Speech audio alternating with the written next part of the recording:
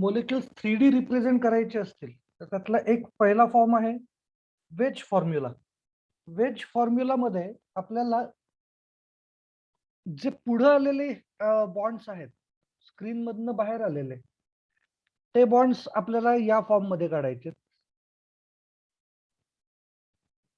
याला आपण म्हणतो सॉलिड वेज. जे बॉन्ड्स स्क्रीनच्या मागच्या साईडला गेलेले असतील ते आपल्याला असे रिप्रेझेंट करायचे. याला म्हणायचं डॅश्ड वेज. आणि जर स्क्रीनच्याच प्लेन मध्ये जर बॉन्ड असेल तर आपण ते कुठल्या तरी नॉर्मल लाईनने दाखवणार. ज्या काही डिरेक्शन्सला ते बॉन्ड्स असतील त्या डिरेक्शनला ऑफकोर्स आपण या वेजेस किंवा लाईन्स काढलेले असतील. पहिल्याला आपण म्हणतो सॉलिड वेज, सेकंडला म्हणतो डॅश्ड वेज आणि थर्ड लाईनला आपण नॉर्मल लाईन असं म्हणतो. ओके, आता रिप्रेझेंटेशन समजा आपल्याला एखाद्या मोलिक्युलचं करायचंय. आपण म्हणलं CH4 मोलिक्युल आहे, तो CH4 मोलिक्युल कसं लिहिणार आपण. मी नॉर्मली या डिरेक्शन मध्ये लिहितो. हे दोन बॉन्ड्स मी लेफ्ट हँडला काढतो जे नॉर्मल बॉन्ड्स आहेत. त्याच्यानंतर थर्ड जो बॉन्ड आहे तो इथं पुढे आलेला, याचा अर्थ हा स्क्रीन मधून बाहेर आलेला बॉन्ड आहे.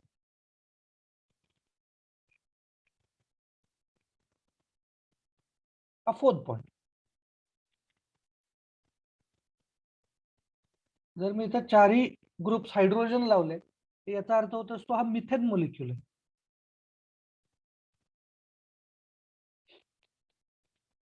रिप्रेझेंट करू आपण.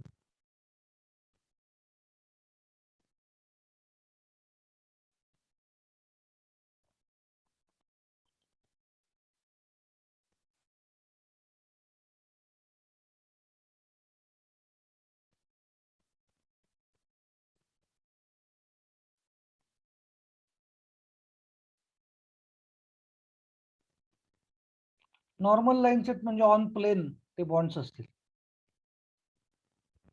डॅश्ड वेज म्हणजे काय असलं पाहिजे.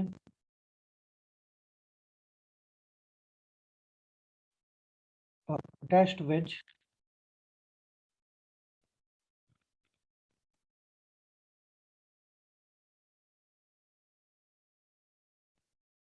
Below the plain.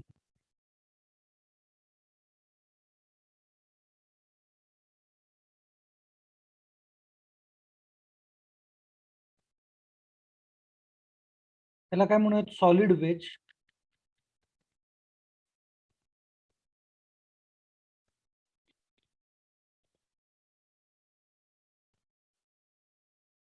Above the plain.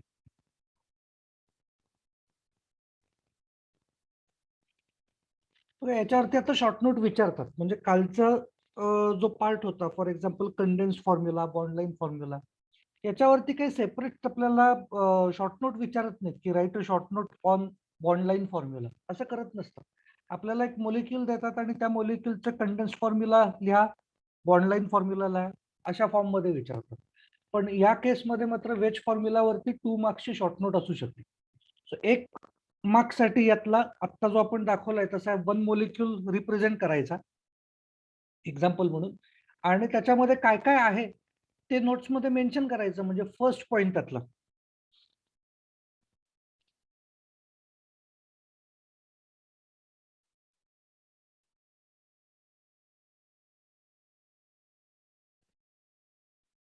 A molecule can be represented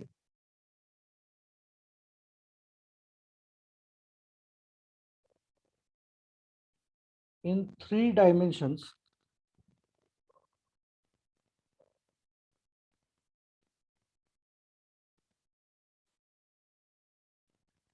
on a paper using solid wedge, dashed wedge,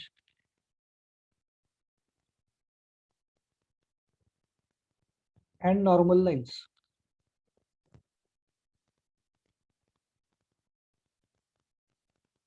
Second point, solid wedge represents काय आहे?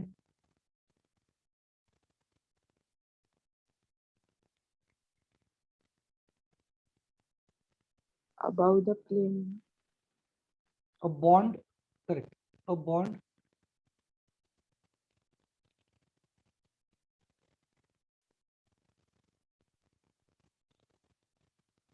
coming towards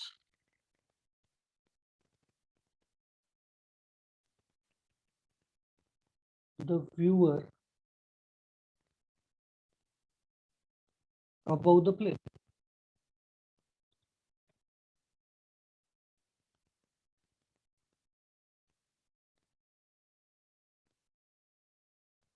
Dashed wedge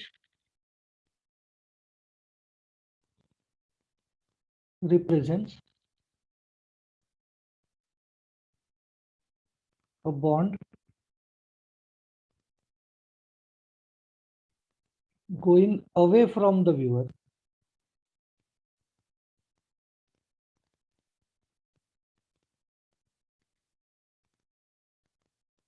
below the plane.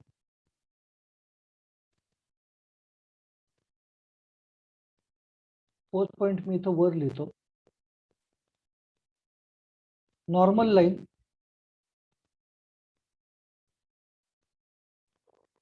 represents a bond on the plane of wave.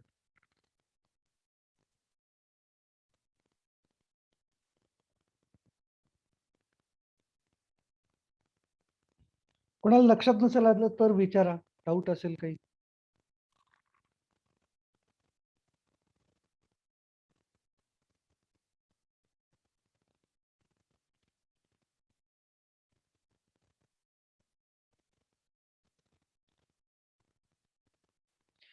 बघा इथं जे आपण veg असं लिहिलंय त्याच्याऐवजी lines म्हणलेलं पण चालतं. म्हणजे जर नोट्स लिहित असताना वेज असं न म्हणता तुम्ही म्हणलं solid line represents a bond, चालणार आहे. डॅश लाईन असं म्हणलेलं चालणार आहे. ओके, डिलीट करतो. आता या फॉर्म मध्ये ओके ओके सॉरी झालं की सांग.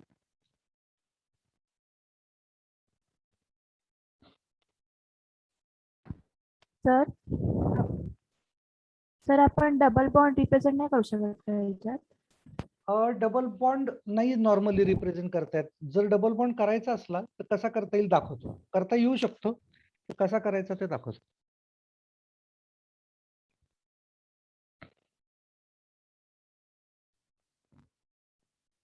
झालं सर. झालंय. ओके, हे डिलीट करतोय मी. बघा डबल बॉन्डच्या बाबतीमध्ये प्रकार असा आहे, आपण असं एक बघितलं होतं की त्याच्यामध्ये 120 डिग्री अँगल असेल, बरोबर आहे ना?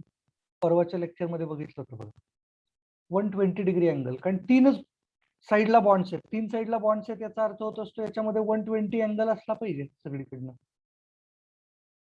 ओके, सो असं जर असेल तर हे तिन्ही बॉन्ड्स एकाच प्लेन मध्ये, त्याच्यामुळे नॉर्मली आपल्याला 3 डायमेन्शनल त्याला बघण्याची गरज नाही पडत, कारण तो ऑन द प्लेन आहे सगळे बॉन्ड्स. पण जर मला अशा पद्धतीने करायचं असलं तर हा डबल बॉन्ड जर मी या डिरेक्शनला ठेवला तर यातला हा जो बॉन्ड आहे इकडचा बॉन्ड तो आता इकडे माझ्या बाजूला पुढे येईल का नाही? त्याला जर आडवा ठेवला तर आता आपण बघताना त्याला असं बघतोय की हे तिन्ही बॉन्ड्स एकाच प्लेन मध्ये. पण जर आपण बघायला या डिरेक्शन सुरुवात केली तर इकडून बघायला लागलो तर हा बॉन्ड आपल्या बाजूला आलेला असेल ना, ते दाखवायचा प्रयत्न करतोय मी. असं जर झालं तर असं दिसेल बघा, बरोबर आहे.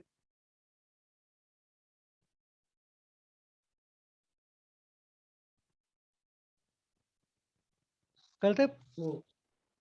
दुसरं आपल्याला जर डबल बॉन्डच पुढे आलेला दाखवायचा आहे तर आपण काय दाखवू शकतो, म्हणजे आपला पॉइंट ऑफ व्ह्यू इकडून आहे, वरनं बघतोय आपण. डबल बॉन्ड आपल्या साईडला आलाय आणि हे दोन्ही बॉन्ड्स अवे फ्रॉम असत, म्हणजे आपल्याला कसं दाखवलं पाहिजे,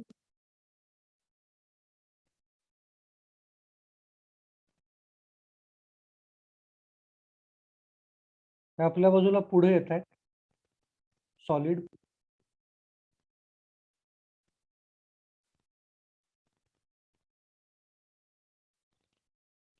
बघा पण नॉर्मली या फॉर्म मध्ये आपण घेत नाही. डबल बॉन्ड आपल्या बाजूला आलाय, उरलेले दोन बॅक साईडला गेले, तसं आपण दाखवत नसतो. आपल्याला या दोन फॉर्म्स मध्ये दाखवता येऊ शकतं. ओके, कारण याच्यामध्ये जो आपण सॉलिड्स काढतो त्याच्यामध्ये बॉन्ड्स पॅरलल नाही आहेत असं दिसतं समोर, त्यामुळे आपण ते असं नाही काढत, डिलीट करतो. बघा, सेकंड टाईप आहे रिप्रेझेंटेशनचा, त्याला म्हणतो आपण फिशर प्रोजेक्शन फॉर्म्युला. त्याला दुसरं नेम आहे क्रॉस फॉर्म्युला.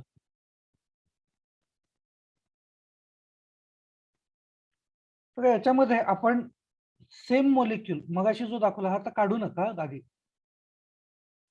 हा जो मॉलिक्यूल आहे हा आपण ऑनलाईन बघितला, कसं मॉडेल्स वरती बघितला होता. असं ज्या वेळेला आहे त्यावेळेला मी जर या दोन बॉन्ड्स, हे जे दोन बॉन्ड्स आहेत या दोन बॉन्ड्सच्या मध्ये उभं राहिलो आणि इथनं बघण्याचा ट्राय केला, हे डोळेत असं कन्सिडर करा, दोन बॉन्ड्सच्या मधनं बघतोय मी, तर हा बॉन्ड माझ्या लेफ्टला असेल का नाही, हा बॉन्ड राईटला असेल. कळतंय का बघा? आणि ते दोन्ही बॉन्ड्स माझ्या बाजूला आलेले असतील, म्हणजे ते माझ्याकडे आलेले जे बॉन्ड्स आहेत ते आउट ऑफ द प्लेन माझ्या बाजूला आलेले दिसतील ना मला. आणि हे जे दोन बॉन्ड्स आहेत ते हा अप असेल, हा डाऊन असेल माझ्यासाठी, पण ते गोइंग अवे फ्रॉम मी आहे, म्हणजे मला हे रिप्रेझेंटेशन असं सुद्धा करता येऊ शकतं. हा कार्बन, दोन बॉन्ड्स व्हर्टिकल जे आहेत ते going away from me, horizontal जे दोन बॉन्ड्स आहेत दोज आर कमिंग टुवर्ड्स मी.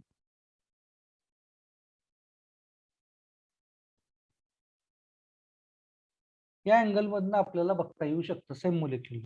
पण आता दरवेळेला हे असं सॉलिड वेज आणि डॅश्ड वेज काढत नाही बसायचं. आपण काय म्हणणार, अशा टाईप मध्ये जर स्ट्रक्चर दाखवायचं असेल तर फिशर प्रोजेक्शन फॉर्म्युला याला असा दाखवतो तो, फिनिश्ड. याचा अर्थ होत असतो हे जे दोन बॉन्ड्स आहेत हे दोन बॉन्ड्स कमिंग टुवर्ड्स अस आहेत.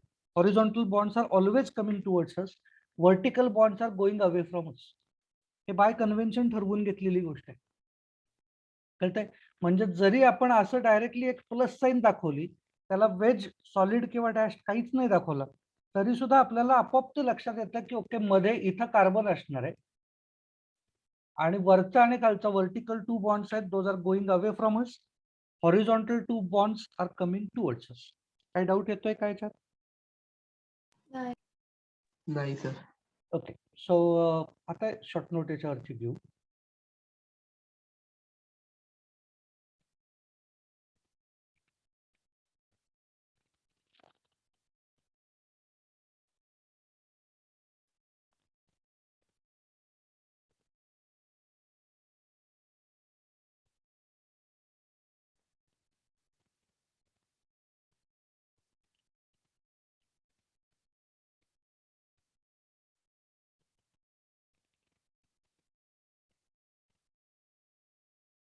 Fisher projection formula is used to represent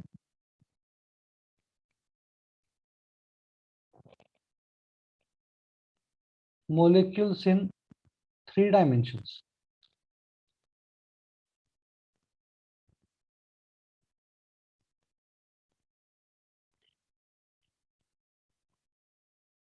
Carbon chain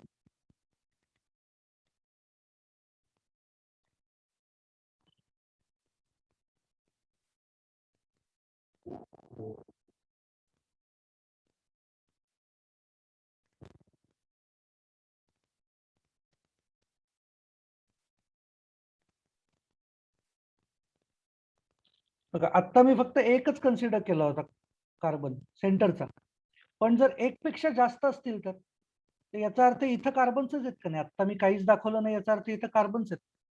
so कार्बनची जर चेन मला दाखवत जायची असेल तर मी असे दाखवू शकतो.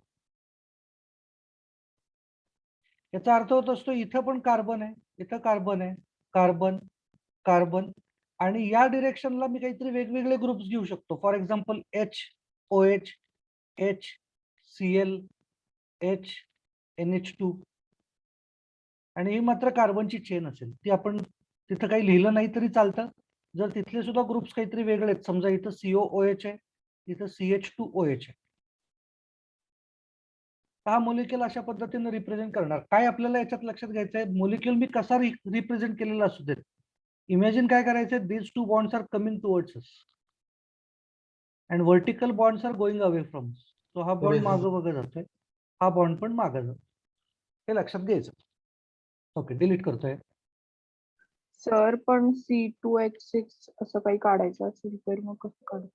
नाही करतायत. मग फिशर प्रोजेक्शन फॉर्म्युला हे टिपिकली कार्बोहायड्रेट्स रिप्रेझेंट करण्यासाठी केलं जातं. ठराविक मोलिक्युल्स ठराविक फॉर्म मध्ये जास्त चांगले दिसतात आणि चांगल्या पद्धतीने आपण त्याचं स्टडी करू शकतो. सो नॉर्मली कार्बोहायड्रेट्स, काही अमायनो ऍसिड्स यांचा स्टडी नॉर्मली आपण फिशर प्रोजेक्शन मध्ये करतो. अदरवाईज तो बाकीच्या मोलिक्युल्सला युजफुल नाहीये. Okay sir. Okay, third point यातला,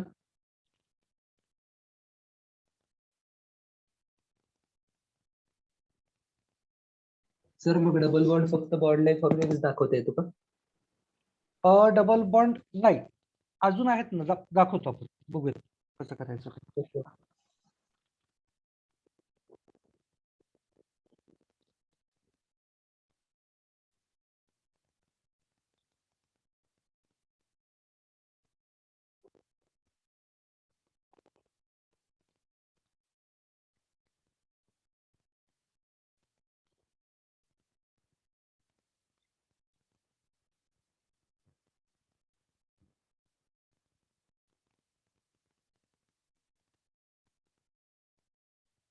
Each carbon on the vertical chain is represented by a cross. म्हणजे तो मध्ये जो येतोय कार्बन, तो कार्बन हा कायम त्या चेन मधला कार्बन पकडला जाणार.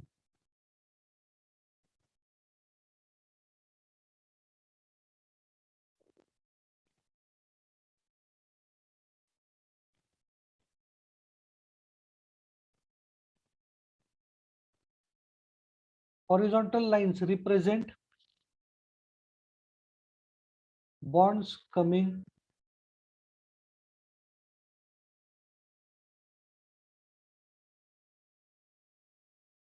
towards the viewer.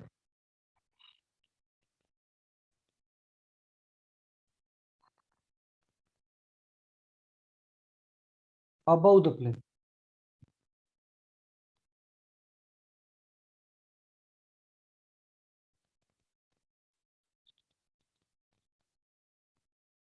Vertical lines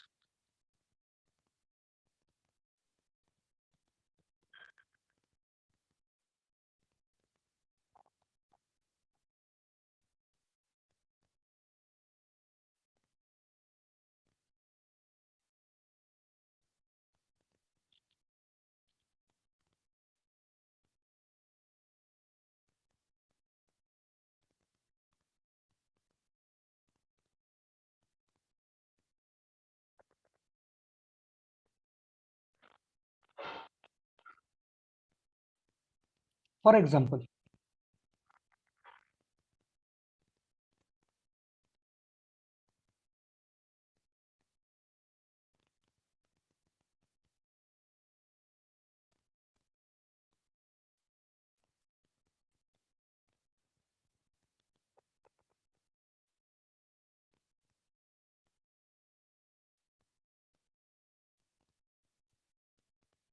काहीतरी एक असाच इमॅजिनरी काहीतरी मोलिक्युल मी घेतलेला आहे. ओके, याला काही आपल्याला नेम वगैरे काही द्यायचं नाही, आता आपल्याला रिप्रेझेंट कसं करतोय एवढं फक्त शिकतोय आपण. त्याच्यामुळे हे असं जर लिहिलेलं असेल तर याचा अर्थ शेजारी लिहायचा.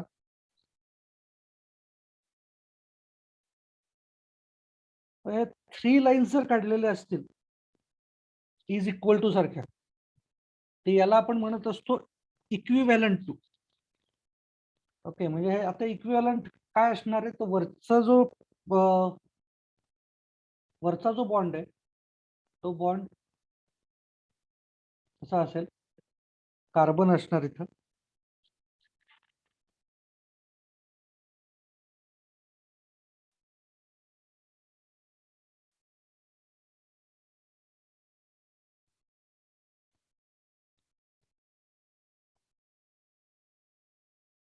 तर हा जर 2 कार्बनला जोडणारा बॉन्ड असेल तर हा स्ट्रेट काढायचा, सिंगल लाईन काढायची, म्हणजे याला बॅक साइड गेलेला दाखवण्याची गरज नाही पडत.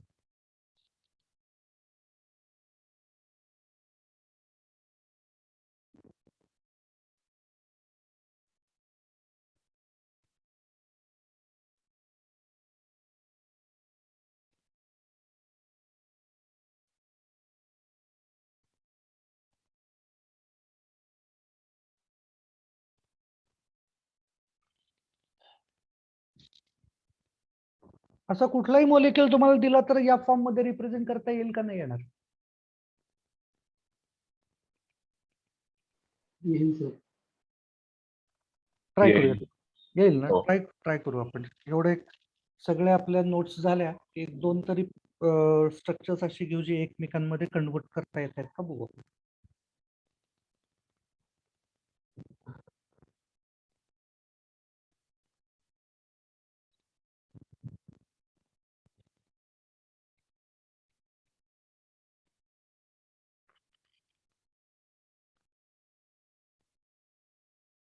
डिलीट करतो.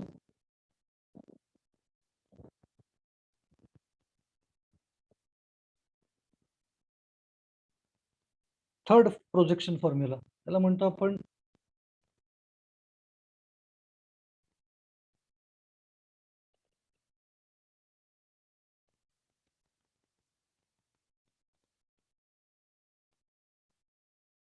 Neumann projection formula. आता हे सुद्धा आपण रिप्रेझेंट केलं होतं. आपण असं म्हटलं होतं, आधी ड्रॉ नका करू. जवळचा जो कार्बन ॲटम असेल आपल्या डिरेक्शनला जवळचा कार्बन ॲटम तो आपण डॉटनं दाखवतो आणि त्याच्या मागचा कार्बन ॲटम असा सर्क्युलर दाखवतो.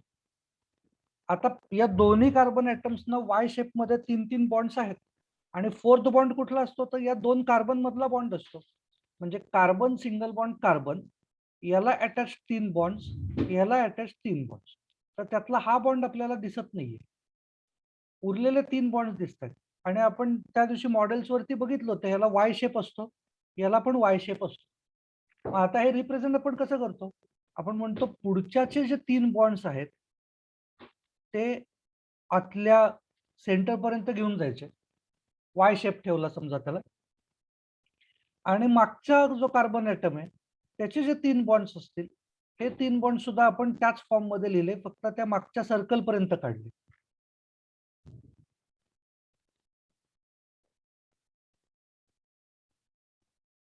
बघा, एक्झॅक्टली मॅच करत बसण्याची गरज नाहीये मागचा, पण मी त्यातल्या त्यात काय असं बघितलं की जर हा बॉन्ड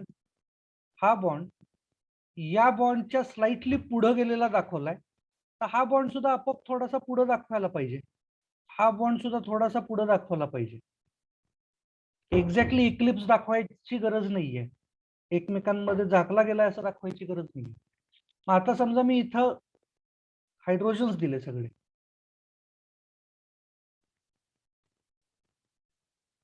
हा मॉलिक्यूल काय झाला?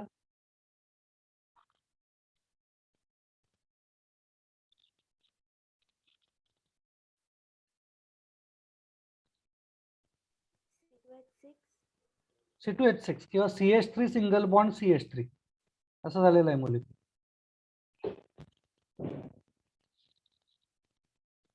करेक्ट आहे. याला आपण म्हणणार आहे इक्लिप्स्ड इथेन. असं जर केलं, एक वाय सरळ ठेवतो, साईज सेम काढतोय,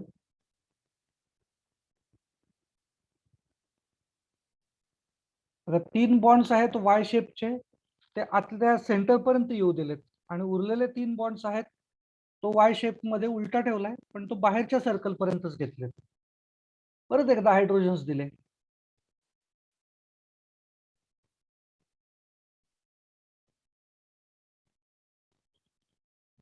याला आपण म्हणणार आहे staggered ethane.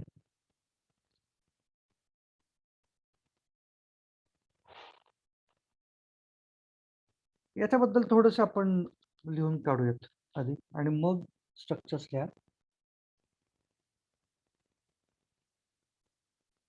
First point, it is used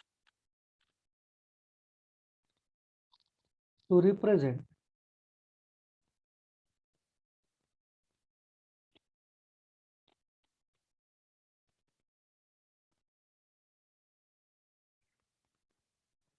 molecules in 3 dimensions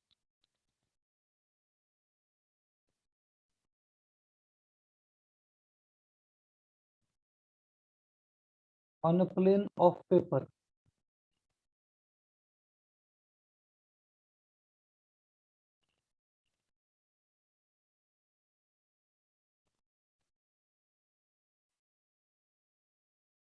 by visualizing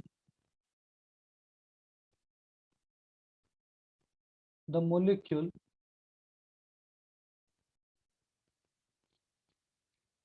through a carbon-carbon bond. असंच केलंय ना बघा. कार्बन कार्बन एक बॉन्ड घेतला, याचे 3 बॉन्ड्स होते, याचे 3 बॉन्ड्स होते, पण आपण कार्बन कार्बन बॉन्ड दिसणार नाही अशा पद्धतीने इकडे कुठेतरी उभं राहून याला बघण्याचा ट्राय करू. या कार्बनच्या मागे हा कार्बन लपला पाहिजे असं बघतो, म्हणजे याला आपण म्हणणार आहे by visualising the molecule through carbon carbon bond.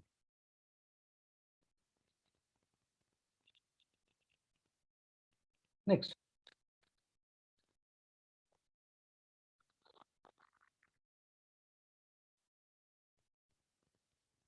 front carbon atom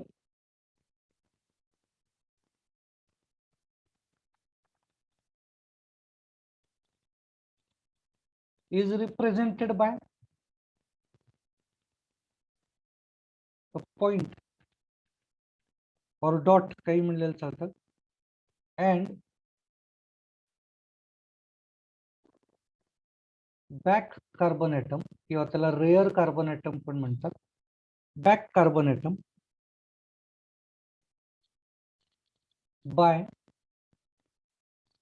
a circle around it.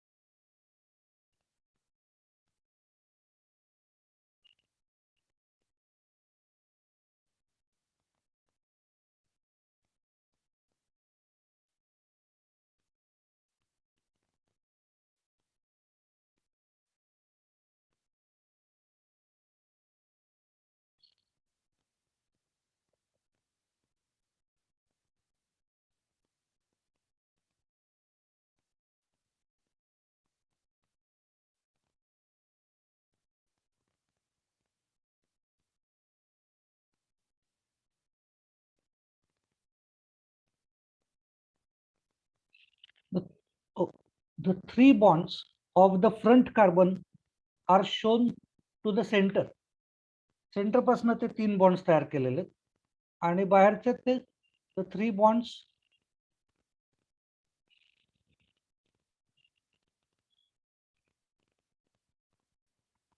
of the back carbon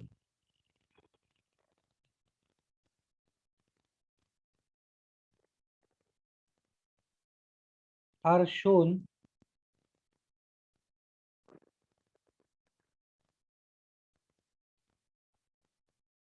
from the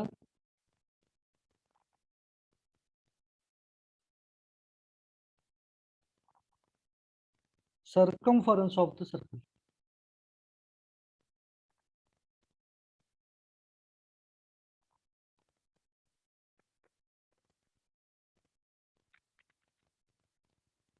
आता खाली घ्या. For example, ethane molecule can be represented as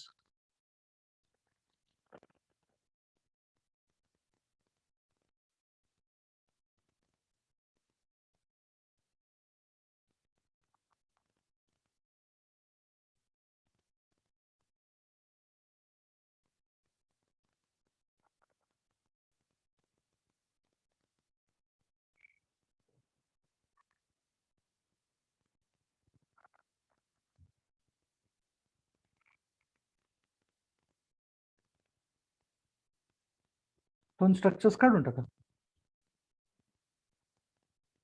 sir मला चौथा पॉइंट नाही कळला.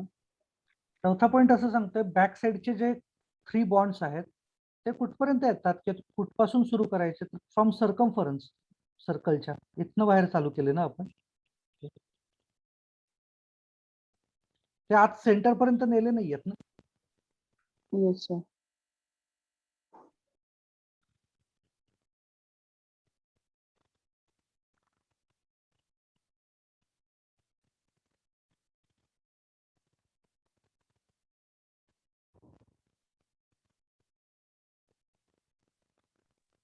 तर याच्यात 2च carbon item दाखवत आहे. 2च कार्बन ॲटम्स दाखवायचे.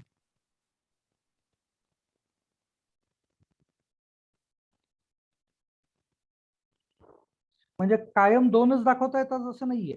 आपण चूज करू शकतो कुठले 2 कार्बन ॲटम्स दाखवायचे. आपली चेन कितीही मोठी असली तरी ती रिप्रेझेंट करता येऊ शकते या फॉर्म मध्ये. फक्त जे आपणला जो पॉइंट ऑफ व्ह्यू आहे तो 2च कार्बन एकमेकांच्या मागे घेऊन बघता येऊ शकतो. बाकीचे जे असतील ते बाहेर आलेले असतील. बघू आपण ते कसं इमॅजिन करता येईल ते. ओके.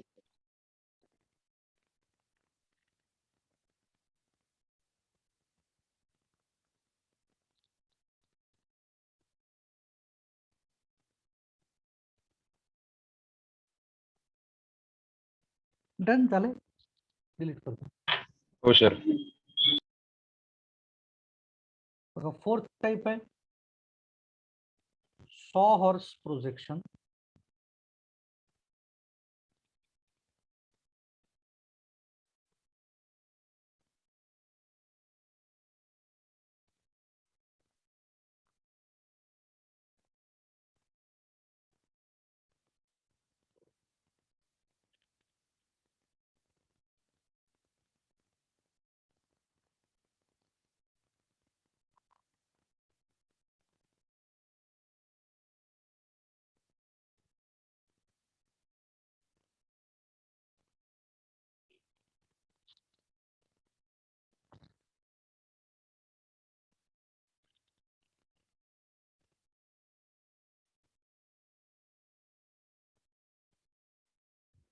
याच्यासाठी आपण काय करतो कार्बन कार्बन जे बॉन्ड्स आहेत हे बॉन्ड्स आपण स्लॅन्टिंग लाईन न दाखवतो. या 2 पोझिशन्सला आता आपल्याकडं वाय शेप असतील. त्याच्या मागच्या कार्बनला सुद्धा जर वाय शेप काढला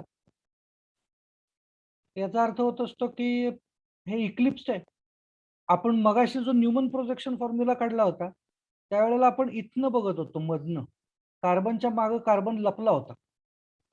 आता आपण तसं नाही बघत आहे. आता आपण साईडला येऊन बघतोय त्याच मॉलिक्युलला इकडून येऊन बघतोय आणि त्यामुळे हा बॉन्ड आपल्याकडे आलेला असू शकतो असा. ओके या फॉर्म मध्ये आपण काहीतरी तो बघण्याचा प्रयत्न करतोय पण ते इमॅजिन करताना आपल्याला किंवा रिप्रेझेंट करताना आपल्याला असं काही बॉन्ड पुढे आलाय वेजच्या फॉर्म मध्ये दाखवायची अशी काही गरज नाही. 3 बॉन्ड्स आहेत. जर इथे नसेल तर या तिन्ही पोझिशन्सला हायड्रोजन असलं पाहिजे.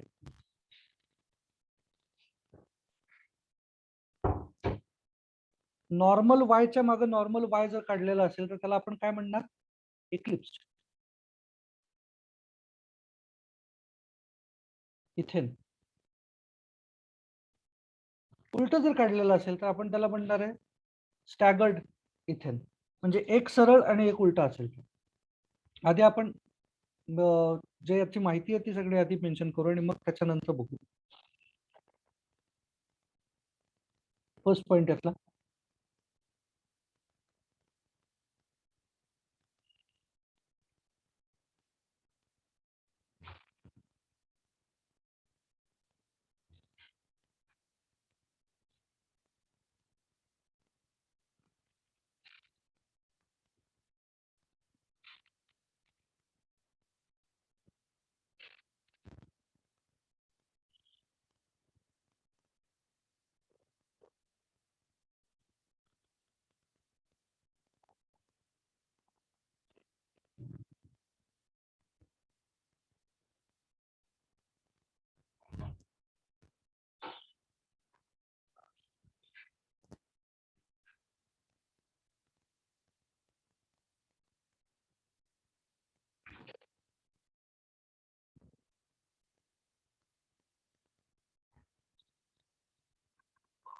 त्याच्यानंतर काय म्हणायचं, आता यातला पुढचा कार्बन कुठला आहे सांगा मला. हा कार्बन पुढचा आहे का हा कार्बन पुढचा आहे?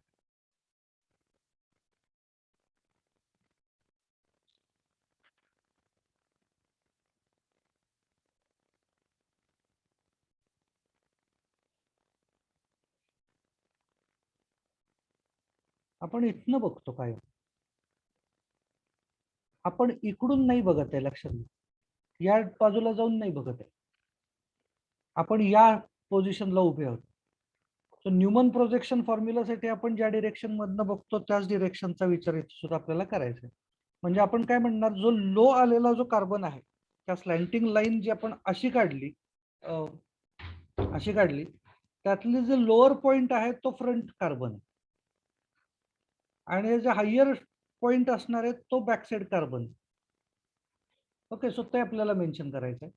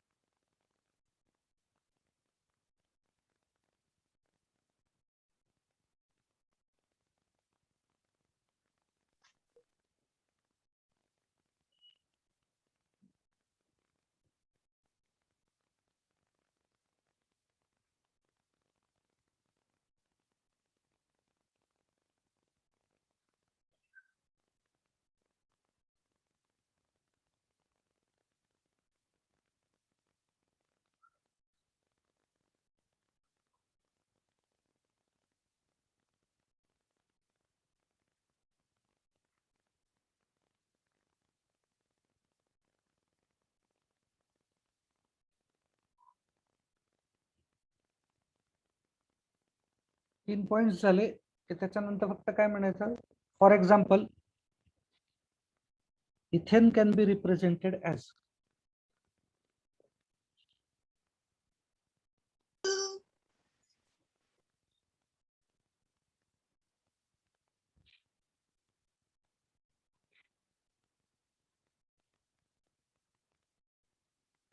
एक सरळ वाय काढला,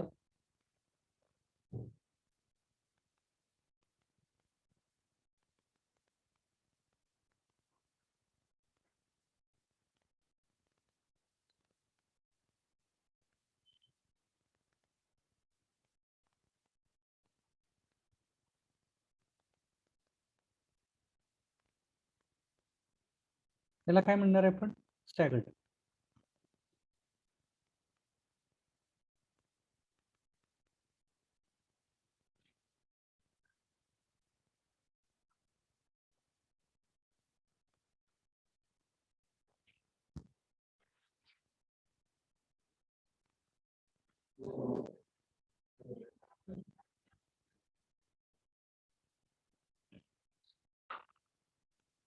झालं की सांगा मला.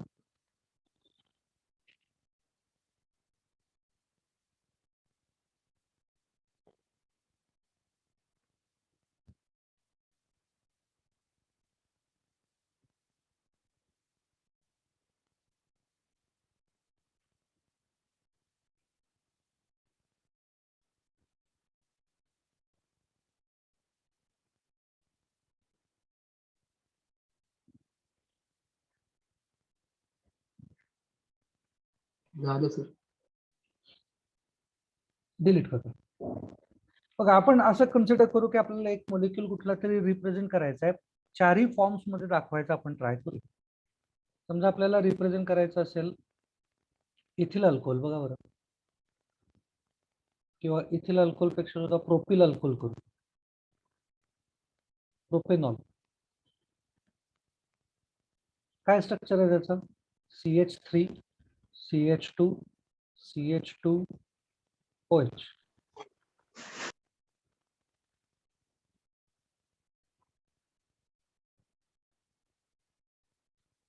कसं दाखवणार? फर्स्ट आपण कुठला घेतला होता? वेज. Wedge formula. कसं रिप्रेझेंट करणार बघा? कार्बन घेतले,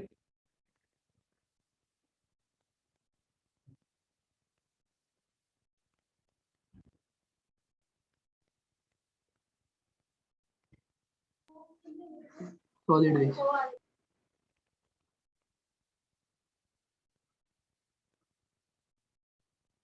कुठल्या तरी एका पोझिशनला दुसरा कार्बन अटॅच करू.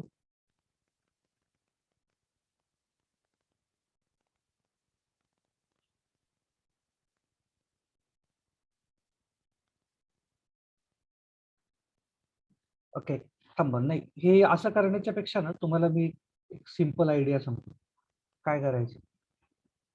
बघा, अशा लॉंग चेन वाल्या कंपाऊंड्सना जर आपल्याला 3 डायमेन्शन मध्ये दाखवायचं असेल वेज फॉर्म्युला मध्ये, तर स्ट्रक्चर असं काढायचं. कार्बनची चेन जेवढी आहे ना तेवढा असं काढून घ्यायचं. ही कार्बनची चेन बॉन्ड लाईन फॉर्म्युला. आणि मग त्याच्यानंतर इथला वरचा जो असतो त्याला असं करायचं, एक बॉन्ड पुढं, एक बॉन्ड मागं. इथलं सुद्धा एक बॉन्ड पुढं, एक बॉन्ड मागं.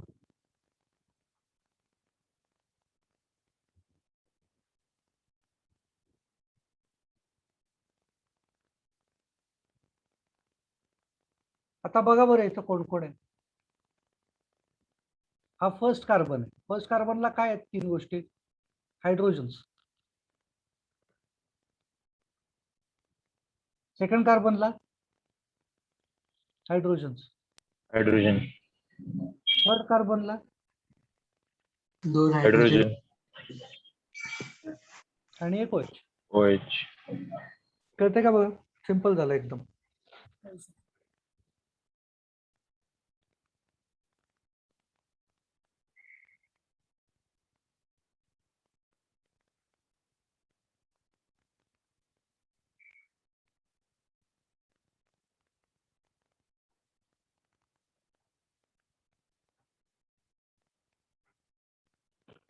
दुसरा फॉर्म काय होता?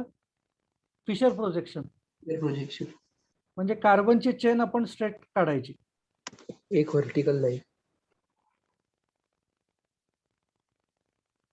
म्हणजे ऍक्च्युली आपल्याला असं बघायचं. आता आपण कार्बन काढत नाहीये. ऍक्च्युली फिशर प्रोजेक्शनला कार्बन काढायचे नाहीये. मी फक्त असं इमॅजिन करून बघतोय की हे काय काय आहे. याला काय आहे? याला 2 बॉन्ड्स आहेत, याला 3 बॉन्ड्स आहेत. कोण कोण आहे? नॉर्मली जो जो पहिला असतो आणि शेवटचा असतो, हे नॉर्मली पूर्ण असे 3 बॉन्ड सेपरेट नाही काढायचे. त्याचा जो काही ग्रुप तयार होत असेल तो आहे तसाच्या तसा लिहायचा. जे मधली चेन असेल, हा जो काही पार्ट असेल मधला, ते कितीही कार्बनचे असतील ते सेपरेट सेपरेट लिहायचे. म्हणजे आपण रिप्रेझेंट करताना आत्ता कसं करणार आहे? मध्ये एकच कार्बन. ओके, मधल्या कार्बनला कोण आहे? H. सगळ्यात खालचा कार्बन कुठला? समजा CH3. सगळ्यात वरचा कुठला? CH2OH. कळते का बघा?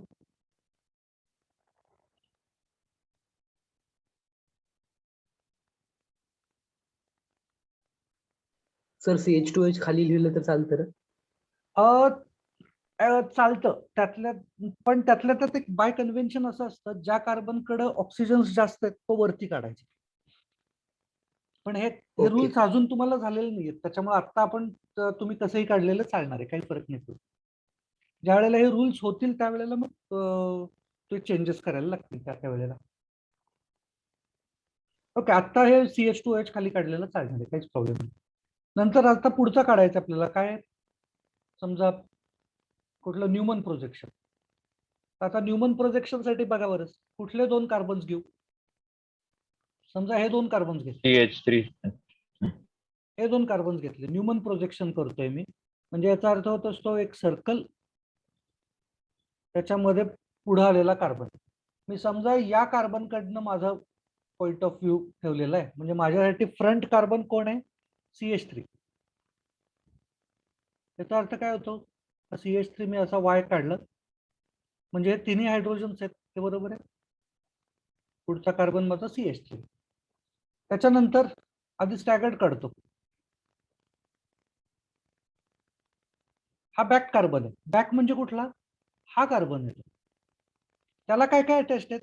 2 हायड्रोजन्स CH2 आणि थर्ड ग्रुप काय आहे? हा. म्हणजे मी इथं डायरेक्टली असं लिहू शकतो का?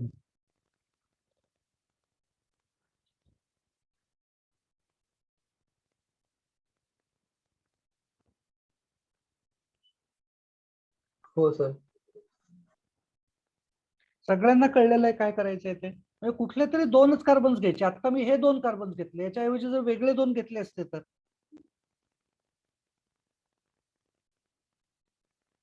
म्हणजे आता मी कन्सिडर करतो कुठले घेऊयात? हे 2. कुठनं बघायचं? आणि मी बघणार याच डिरेक्शनने. म्हणजे माझा फ्रंट कार्बन हा झाला.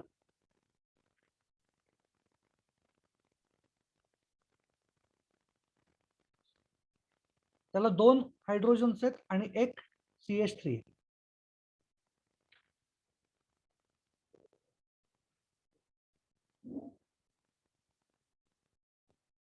मागचा कार्बन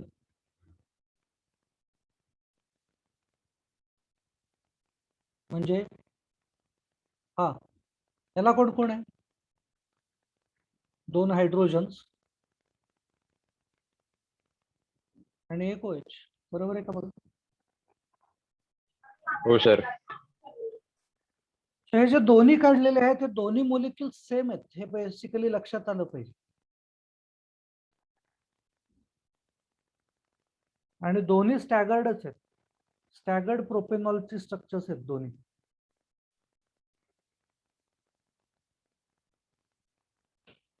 हा मोलिक्युल वाचायला सुरुवात कशी करायची असते?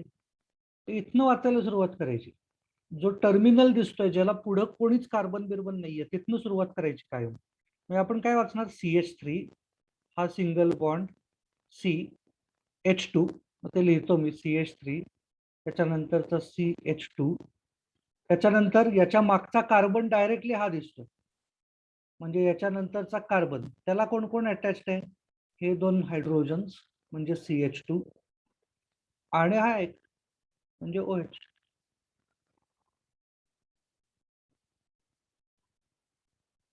अडचण येते का बघा काही? तो रीड पण करता आले पाहिजेत आपल्याला मोलिक्युल्स अशा दिसल्यानंतर. डिलीट करतोय मी सगळं.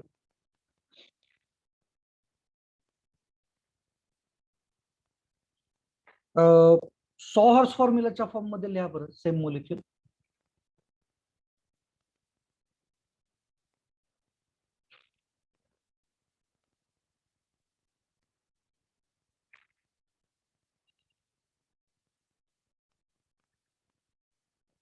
कुठलं? मी आता स्टॅगर्ड काढला होता म्हणून मी इथं पण स्टॅगर्डच दाखवतो.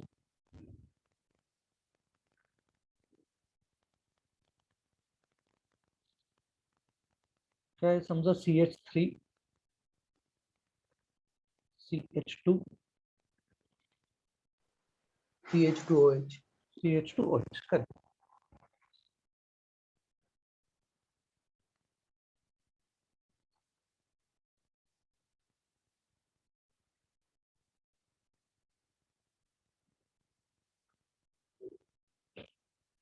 सिमिलरली हे जे 2 कार्बन्स आहेत ते मागचे 2 पण घेता येऊ शकतात ना. आता जे आपण या पॉइंट इकडे केलं होतं तोच प्रकार तिथे करता येऊ शकतो.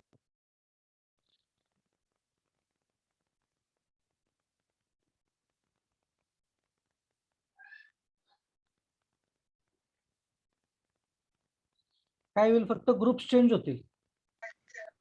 पुढच्याला कोण कोण घ्यायचे? 2 हायड्रोजन्स एक CH3, मागच्याला 2 हायड्रोजन्स एक OH.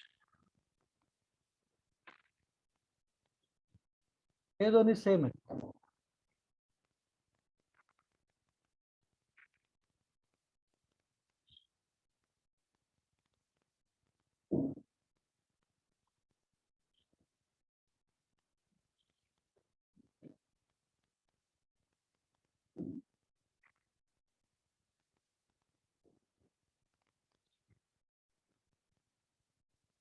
कोणाला इथपर्यंतच्या सिलेबस मध्ये काही प्रॉब्लेम असला तर सांगा या चॅप्टरच्या कन्सेप्ट मध्ये. सर तुम्ही तो वेज फॉर्म्युला सांगितला होता म्हणजे आता जो स्ट्रक्चर काढलं होतं ते नाही कळलं. ओके, बघूयात आपण. म्हणजे प्रोपेनॉलच म्हणतेस ना? हो सर. बघू. प्रोपेनॉल म्हणजे स्ट्रक्चर काय आहे? CH3 CH2 CH2 OH. काय करायचं, कार्बनची जी चेन आहे ती चेन या फॉर्म मध्ये काढायची.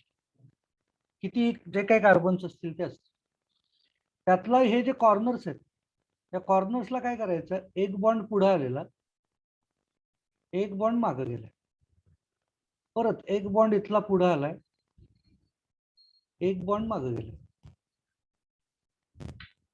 कळलं का काय करतोय मी ते? सर पण आपण ते स्ट्रेट लाईन मध्ये नाही काढू शकत का म्हणजे? नाही, कारण त्या चालेल. दिवशी मॉडेल्स मध्ये आपण बघितल्याचं आठवतंय का की हे असं जर आपण चेन घेतली तर ते आपोआप अशी झिगझॅग दिसते. हो सर. त्याच्यामुळे आपण या फॉर्म मध्ये काढलं तर सगळ्यात सोपं जाईल ना. दुसरं कसं काढायला गेलीच का नाही तर याच्यामध्ये काय होणार आहे, कार्बन घेतला, मग कार्बनचे आपण समजा हे 4 बॉन्ड्स काढले. तर आता विचार काय केला पाहिजे, यातला पुढचा जो कार्बन आहे तो तुला कुठं लावायचा याचा विचार केला पाहिजे. म्हणजे समजा तू इथं लावला तर या कार्बनचे आता उरलेले 3 बॉन्ड्स कसे काढायचे? हा बॉन्ड दिसताना बॅकसाइड दिसतोय, पण या कार्बनच्या दृष्टीनं जर या कार्बनला हा कार्बन मागं गेलाय त्याचा अर्थ या कार्बनसाठी हा कार्बन पुढे आलेला बॉन्ड असेल, बरोबर आहे ना? उलट असणार आहे. म्हणजे आपल्याला विचार काय केला पाहिजे, आता याच्या पुढचे जे 2 बॉन्ड्स आहेत हे इन प्लेन असतील आणि तिसरा बॉन्ड असेल तो अजून बॅकसाइड गेलेला असेल. म्हणजे या कार्बनला दिसताना असं दिसतं की दोन्ही बॉन्ड्स मागे गेले. कळतं काय प्रॉब्लेम येतोय आता? म्हणजे मग आपल्याला ठरवून गेलं पाहिजे की कुठल्या बॉन्ड्स पाशी आपल्याला पुढचे कार्बन लावायचे. म्हणजे मग ते आपण हे बॅक साइड फ्रंट साइडला आलेल्याला नाहीच दाखवायचे, त्याच्याऐवजी इथं दाखवला. आता इथं जर दाखवलेला असेल तर तोच मी असं काढतोय, फक्त कार्बन कार्बन, त्याच्यानंतर पुढचा त्याचे जे काही बॉन्ड्स असतील ते, पण त्याच्या पुढच्याला मी असं म्हणतोय की हा कार्बन सुद्धा मी इन प्लेन असलेल्या बॉन्डलाच दाखवतो. त्याच्या पुढचा कार्बन आहे सुद्धा तो सुद्धा इन प्लेन मध्येच दाखवतो. म्हणजे त्याचा अर्थ होत असतो हा जो कार्बन आहे या कार्बनचा मधला हे जे 2 बॉन्ड्स आहेत हे जर इन प्लेन असतील तर त्याचा एक बॉन्ड पुढे आलेला असेल, एक बॉन्ड मागे गेलेला असेल, हेच असेल ना त्याचं. हेच मी इथं काढतोय.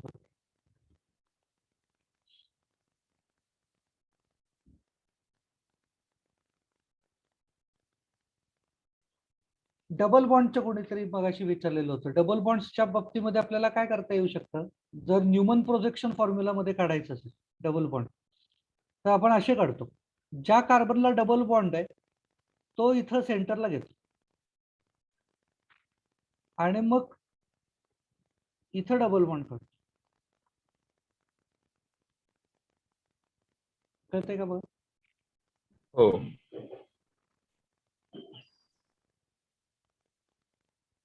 त्याच्यानंतर अजून काय दाखवता येऊ शकतं डबल बॉन्डचं? या फॉर्म मध्ये आपण काढत नसतो, म्हणजे सॉ हॉर्स प्रोजेक्शन मध्ये आपण डबल बॉन्ड्स नसतो काढू शकत. त्याच्यानंतर फिशर प्रोजेक्शन मध्ये पण नाही काढता येत. ओके, चला आजच्या इथे या पॉइंटला आपण थांबू. उद्यापासून आपण परत पुढचा काहीतरी टॉपिक चालू करू, म्हणजे या चॅप्टर मध्ये पुढचा पॉइंट. चलो थांबू आता. Tata tata. Okay bye sir. Bye bye. Bye sir. Bye bye. Bye sir. Bye bye. Bye sir. Bye.